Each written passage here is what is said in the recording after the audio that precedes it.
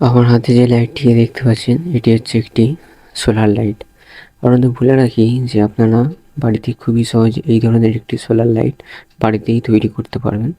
এটা একটা বিশেষত আছে যে এর পেছনে যে সোলার প্যানেলটি আছে যখন অন্ধকার হবে তখন অটোমেটিকভাবে লাইটটি জ্বলে উঠবে এবং যখনই সূর্যের আলো এই সোলার প্যানেলটিতে পড়বে তখনই অটোমেটিকভাবে এটি লাইটটি বন্ধ হয়ে যাবে। অর্থাৎ যখন সকালবেলায় অটোমেটিকভাবে লাইটটি অফ থাকবে এবং যখন সন্ধ্যার দিকে অটোমেটিকভাবে লাইটটি জ্বলে উঠবে।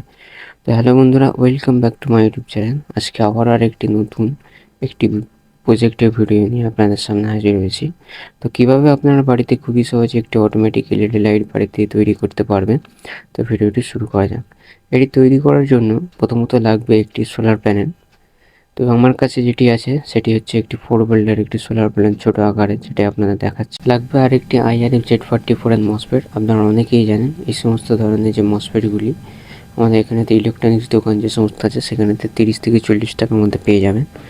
তো নিয়েছি একটি 3.7 ভোল্টের 1800 mAh এর লিথিয়াম ব্যাটারি। এর গায়ে যে লেখা আছে সেই আমি বললাম যে 1800 মিলিঅ্যাম্পিয়ার একটি লিথিয়াম ব্যাটারি এবং 4 ভোল্টের একটি যে এলইডি হয় সেটি এবং একটি 4007 ডায়োড। এই যে ডায়োডটি আছে এটি ব্যাটারিটিকে চার্জ করার জন্য আমরা এখানেতে ব্যবহার করছি। তো দেখুন ডায়োডটিকে দেখে, ডায়োডটির যে সাদা অংশটি আছে লেখা, অর্থাৎ ডায়োডের গায়ে যে সাদা অংশটি আছে সেটি দেখে ভালোভাবে লাগিয়ে নেবেন এই ডায়োডটিকে IRF Z44 এর মসফেট যেটি আছে তার তৃতীয় পিনে। তো নেব আরেকটি 1K রেজিস্টার। আপনারা অনেকেই জানেন যে IRF Z44 এর মসফেটে যদি আমরা অটোমেটিক এলইডি লাইট তৈরি করতে চাই তাহলে কি 1K রেজিস্টারে সবথেকে বেস্ট কাজ করে 4 ভোল্টেতে। তো 1K রেজিস্টারটিকে আমরা IRF Z44 এর মসফেটটি আছে তার প্রথম পিনে লাগিয়ে নিলাম। আর খুবই ভালোভাবে যেমন আমি দেখাচ্ছি ভিডিওতে ঠিক তেমনইভাবে কী করবেন যে ডায়োডটি যেটি আছে ডায়োডের সাথে 1K যে রেজিস্টার আছে 1K রেজিস্টারের পিনটি এখানেতে সোল্ডারিং করে জয়েন্ট করে নেবেন। তো এবারেতে দেখুন দুটি তার নিয়েছি, সবুজ অর্থাৎ ব্লু কালার যে তারটি সেটিকে আমরা যে 4 ভোল্টের যে এলইডি লাইট আছে তার মাইনাস প্রান্তে লাগিয়ে নিলাম। নিয়েছি আরেকটি লাল কালার তার, সেটিকে আমরা এলইডি যে আছে সেই 4 ভোল্টের এলইডি প্লাস হাতে লাগিয়ে নিলাম।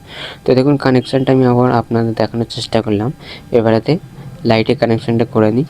IRF Z44 এর মসফেটের যে দ্বিতীয় পিন ছিল সেখানেতে আমরা কি করব যে এলইডির যে মাইনাস প্রান্তের তারটিকে লাগিয়ে নিলাম এবং ব্যাটারির যে মাইনাসটি ছিল সেটিকে আমরা ডায়োডের এদিকে লাগিয়ে নিচ্ছি তৃতীয় পিনে, অর্থাৎ যেখানেতে IRF Z44 এর মসফেটে যে ডায়োডের এক প্রান্তে যুক্ত ছিল সেখানেতে লাগিয়ে নিলাম।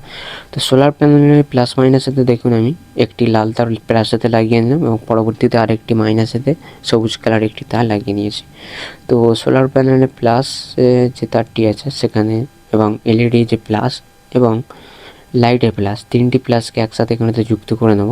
তো ঠিক সেই জন্য দেখুন কাটারের সাহায্যে আমরা কী করছি, তার সামনের দিকগুলো এগুলো কেটে নিচ্ছি, বাদ দিয়ে নিচ্ছি যেন ভালোভাবে আমরা এখানে সোল্ডারিং করতে পারি।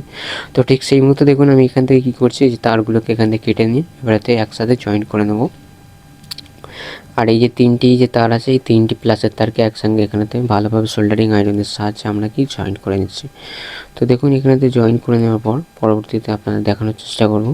তো দেখুন আমি এখানেতে দুটি তারকে একসাথে প্রথমত জয়েন্ট করে নিলাম।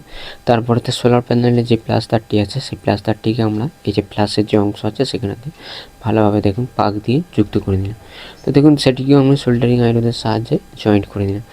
এখানেতে যে সোলার প্যানেলের যে মাইনাস তারটি সেটি দেখতে পাচ্ছেন যে সবুজ তারটি, সেটিকে আমরা কাটারের সাহায্যে একটু তার প্রান্ত বাড়িয়ে নিলাম এবং যেন তারটি ভালোভাবে দেখা যায় সেই মতো এখানেতে দেখুন বাইরে বার করে নিলাম।